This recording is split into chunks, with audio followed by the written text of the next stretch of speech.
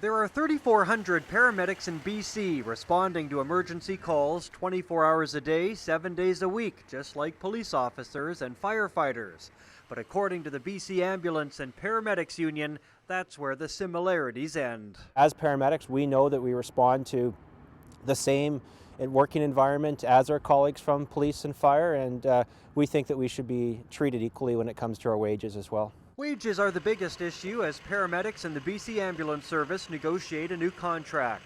The current one ends March 31st, and the union says it's time for parity with other first responders that make as much as 30% more than they do. In fact, many BC paramedics only earn $2 an hour while waiting for their next call. Paramedics say they're looking for a 31% raise while their employer is offering just 2%. Then there's the issue of danger on the job while dealing with the public. They may not have all their senses because of the accident scene or because of mental status or alcohol or street drugs.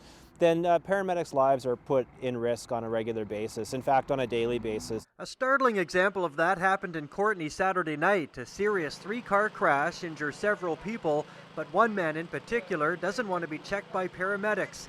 His behavior becomes alarming, so police officers are called to the back of the ambulance. On the arrest, they found that he had, in fact, a 9mm pistol in his belt.